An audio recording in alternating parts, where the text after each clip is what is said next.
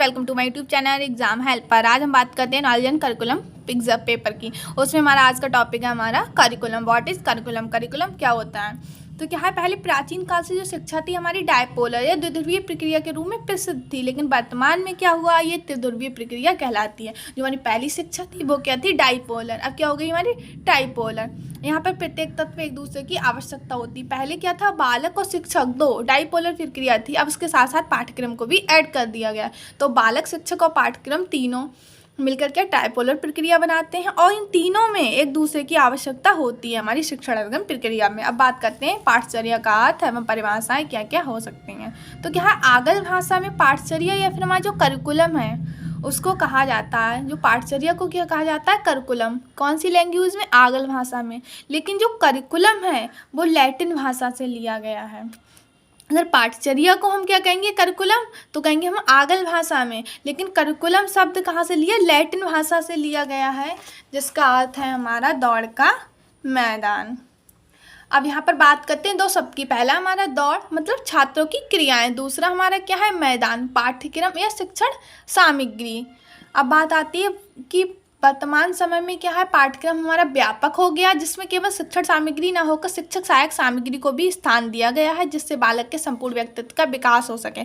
जो हमारा पहले पाठ्यक्रम था उसमें शिक्षण सहायक सामग्री को स्थान नहीं दिया गया था, लेकिन अब वर्तमान में क्या है, शिक्षण सहायक सामग्री का भी टीचिंग प्रक्रिया में स्थान दिया गया है, जिससे हमारा जो बालक का संपूर्ण व्यक्तित्व का विकास हो सकता है या फिर बालक चीज़ों को जल्दी सीख सकता है और इसका विकास संभव है।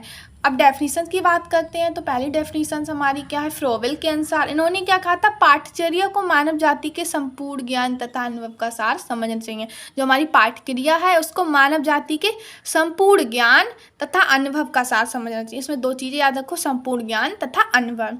दूसरा हमारा मुनरो, उन्होंने क्या था, कहा था, पाठ्यक्रम में वे सभी क्रियाएं सम्मिलित हैं जिनका हम शिक्षा के उद्देश्य की प्राप्ति हेतु, किसके, शिक्षा के उद्देश्य की प्राप्ति हेतु कहाँ प्रयोग करते हैं, विद्यालय में उपयोग करते हैं। फिर तीसरा हमारा क्या है, हेनरी के अनुसार पाठ्यक्रम में वे सभी क्रियाएं आती हैं जो स्कूल में विद्यार्थी को दी जाती हैं। हेनरी ने बताया जो पाठचर्या उसमें वे सभी क्रियाएं आती हैं जो स्कूल में विद्यार्थी को दी जाती है। उसके बाद है हमारी एक डेफिनेशन और एनन, इन्होंने कहा पाठक्रिया वातावरण में होने वाली सभी क्रियाओं का योग, मतलब हमारे जो वातावरण में सभी क्रियाएं हो रही हैं उनका योगी क्या कहलाता है, पाठचर्या। ये स्टेटमेंट किसने दिया था, हमारा एनन ने। इसके बाद हम देखते हैं हमारा नेक्स्ट पेज क्या है, हमारा पाठचर्या की विशेषताएं। जो हमारी पाठचर्या है इसकी क्या क्या विशेषताएं हो सकती हैं। तो क्या है, पाठचर्या संतुलित व्यक्तित्व मूल्यांकन में सहायक होती है। जो पाठचर्या है वो संतुलित व्यक्तित्व के क्या है, मूल्यांकन में सहायक होती है। दूसरा हमारा पाठचर्या क्या है, लक्ष्य प्राप्ति का साधन है। जो हमारी लक्ष्य प्राप्ति का साधन क्या कहलाता है, पाठचर्या। तीसरा हमारा पाठचर्या सामाजिक अवस्थाओं की पूरक होती हैं, मतलब इससे हमारी सामाजिक आवश्यकताएं पूरी हो सकती हैं। पाठचर्या अध्ययन के प्रत्येक पक्ष को प्रस्तुत करती है। फिर हमारा पांचवा है, पाठक्रिया के माध्यम से बालक को शिक्षा प्रदान की जा सकती है। पाठचर्या क्या है, हमारा मार्गदर्शन करती है। शिक्षा प्रदान करने में बहुत सारी विशेषताएं हो सकती हैं। फिर हमारा पाठचर्या एक व्यापक संप्रत्य है जिसके शैक्षिक उद्देश्य, पाठ्यवस्तु, शिक्षण अधिगम एवं मूल्यांकन सम्मिलित होते हैं। हमारा पाठचर्या है वो व्यापक है, जिसमें क्या है, हमारे शिक्षण प्रक्रिया के साथ साथ जो कोकुलर एक्टिविटी हैं उनको भी लिया जाता है। फिर हमारा विद्यालय में पाठचर्या की आवश्यकता और महत्व आखिर पड़ा क्यों, जो हमारे विद्यालय उसमें पाठचर्या की आवश्यकता क्यों पड़ी और इसका महत्व क्या है। तो क्या है, हमारे बालक के सर्वांगीण विकास को ध्यान में रखकर शिक्षा के उद्देश्यों का निर्धारण किया गया। अगर जो हमारी वर्तमान शिक्षण प्रक्रिया है वो यही चाहती है कि बालक का सर्वांगीण विकास हो सके, ना कि सिर्फ उसका मानसिक विकास हो, उसका सर्वांगीण विकास हो। इसलिए क्या, विद्यालय पाठ्यक्रम में पाठचर्या की आवश्यकता को लिया गया। क्या है, पाठचर्या की आवश्यकता एवं महत्व हम कुछ बिंदुओं से समझ सकते हैं कि किस किन बिंदुओं के द्वारा हमें ये जानकारी मिलती है कि पाठचर्या को हमें रखना चाहिए या नहीं।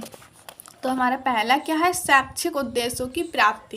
जो पाठचर्या है इसके द्वारा हमारे क्या, शैक्षिक उद्देश्यों की प्राप्ति होती है। दूसरा क्या है, बालक के चरित्र निर्माण में सहायक। जो पाठक्रिया वो बालक के चरित्र निर्माण में भी सहायक हो सकती है। फिर तीसरा हमारा शारीरिक एवं व्यक्तित्व विकास के हेतु। जो हमारी पाठक्रिया उसके द्वारा बालक का शारीरिक एवं व्यक्तित्व विकास करना संभव है। समय और शक्ति का सदुपयोग, पाठक्रिया के माध्यम से हमारा समय और शक्ति भी बच सकती है, क्योंकि हमको पता होगा हमारा कितना क्या पाठक्रिया है, क्या पाठ्यक्रम है, तो हम चीज़ों को कम समय में भी बता सकते हैं। नेक्स्ट हमारा पाठ्य पुस्तक की रचना का आधार। जो पाठक्रिया है हमारी, उसके आधार पर हम पाठ्य पुस्तकों की रचना करते हैं। जो हमारी पाठ्य पुस्तक है उनकी रचना का आधार भी हमारी पाठक्रिया होती है। तो हमारा नेक्स्ट हमारा आत्मानुभूति के विकास हेतु। छात्रों के सर्वांगीण विकास हेतु पाठक्रिया की आवश्यकता। छात्रों की क्षमताओं के अनुरूप, वातावरण की आवश्यकता अनुरूप, बहुत सारी हो सकती हैं। फिर है पाठचर्या के सिद्धांत क्या है। पाठचर्या निर्माण के सिद्धांत हमारे कौन कौन से होते हैं। तो क्या है, पाठचर्या का निर्माण करते समय कुछ सिद्धांतों को लागू करना चाहिए। अगर हम पाठचर्या का निर्माण कर रहे हैं तो हमें इन चीज़ों को ध्यान में रखते हुए उसका निर्माण करना चाहिए। पहला क्या, हमारे शिक्षा के लक्ष्यों की प्राप्ति में सहायक। जो पाठ्यक्रम या फिर पाठचर्या हमारा वो ऐसा होना चाहिए जो कि हमारे शिक्षा के लक्ष्यों की प्राप्ति में सहायक हो।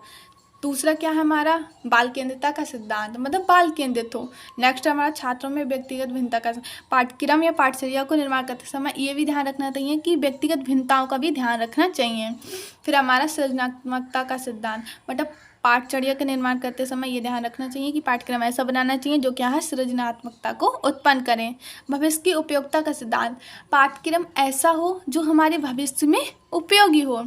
विकास का सिद्धांत, पाठ्यक्रम ऐसा होना चाहिए जिससे क्या करें, हमें बच्चे को खुद ब खुद लगे कि उसका विकास हो रहा है। फिर विकास का सिद्धांत। सामाजिकता का सिद्धांत। अब बात करते हैं हम हमारा कोर करिकुलम, और भी है इसमें भी कौन कौन से। दूसरा अनुभव पर आधारित सिद्धांत, नागरिकता का सिद्धांत, रुचि एवं आवश्यकता का सिद्धांत। रुचि एवं आवश्यकता का सिद्धांत का मतलब रुचिकर होना चाहिए और हमें लगे कि हाँ इसकी हमें आवश्यकता है। अन्वेषण शक्ति का सिद्धांत। अब बात करते हैं हम हमारा कोर करिकुलम क्या होता है। तो क्या हमारा कोर करिकुलम एक ऐसी पाठचर्या है जिसमें कुछ विषय तो अनिवार्य होते हैं एवं अन्य ऐच्छिक विषय होते हैं। अनिवार्य विषय को प्रत्येक छात्र के लिए अनिवार्य होते हैं, जबकि ऐच्छिक विषयों के लिए बालक अपनी व्यक्तिगत रुचियों एवं क्षमताओं के आधार पर निर्णय लेने हेतु स्वतंत्र होता है। ये पाठ्यक्रम क्या है, यह पाठचर्या अमेरिका की देन है। जो कोर करिकुलम है वो हमारी क्या है, एक ऐसी पाठचर्या है जिसमें क्या होता है, बच्चे के लिए कुछ सब्जेक्ट को अनिवार्य कंपलसरी होते हैं, लेकिन कुछ सब्जेक्ट क्या करते हैं, बच्चों को चूज़ करने पड़ते हैं अपनी इच्छा एवं अपनी आवश्यकता के अनुसार। इसमें क्या करता है, चूज कर सकता है। दूसरा हमारा जो पाठचर्या है ये कोर करिकुलम है, इस क्या है हमारा अमेरिका की देन है। फिर कोर करिकुलम में आने वाले जो हमारे अनिवार्य विषय हैं वो कौन कौन से हो सकते हैं। पहला हमारा क्या है, स्वास्थ्य शिक्षा एवं शारीरिक शिक्षा। दूसरा हमारा कला संगीत एवं प्रयोगात्मक कार्य। तीसरा हमारा है विज्ञान। चौथा हमारा मानविकी एवं सामाजिक विषय। पहला क्या था हमारा, स्वास्थ्य शिक्षा एवं शारीरिक शिक्षा, कला संगीत एवं प्रयोगात्मक कार्य। तीसरा हमारा विज्ञान। चौथा हमारा मानविकी एवं सामाजिक विषय। जो हमारा कोर करिकुलम क्या था उसमें कुछ विषय अनिवार्य होते हैं, कुछ विषय बच्चों को अपनी रुचि आवश्यकता के अनुसार स्वयं चुनने होते हैं, और ये कहाँ अमेरिका की देन है जो हमारा कोर करिकुलम है। अब इसकी हम क्या करते हैं, गणित और क्या हमारा भाषा। फिर है हमारा कैरेक्टर्स ऑफ कोर करिकुलम। जो हमारे कोर करिकुलम है वो इसकी कैरेक्टरिस्टिक्स क्या होता है, ये बाल केंद्रितता होता है, ये बच्चों की आवश्यकता रुचि को भी ध्यान में रखा जाता है। इसमें बच्चे क्या होते हैं, कुछ सब्जेक्ट को अपने आप चुन सकते हैं। बहुत सारी इसकी विशेषताएं हो सकती हैं। तो क्या समन्वित पाठचर्या की विशेषताएं निम्नलिखित हैं। ये क्या है, ये पाठचर्या बाल केंद्रित होती है। क्या है, बाल केंद्रित होती है, बालक केंद्र मानकर बनाई जाती है। इसमें पाठचर्या के द्वारा समस्त बालकों की आवश्यकताओं की पूर्ति होती है। यह पाठचर्या समस्त बालकों की आवश्यकताओं की पूर्ति के लिए सहायक होती है और पूर्ति हो सकती है। तीसरा हमारे बालकों को विविध विषयों का ज्ञान प्राप्त हो सकता है इसके द्वारा। ये सर्वाधिक प्रचलित पाठ्यक्रम माना जाता है, क्योंकि इसमें ऐसा इसलिए माना जाता है क्योंकि इसमें बालक की आवश्यकता और रुचि को ध्यान रखा जाता है और वह अपनी आवश्यकता और रुचि के सारी विषयों का चयन करता है। Thank you.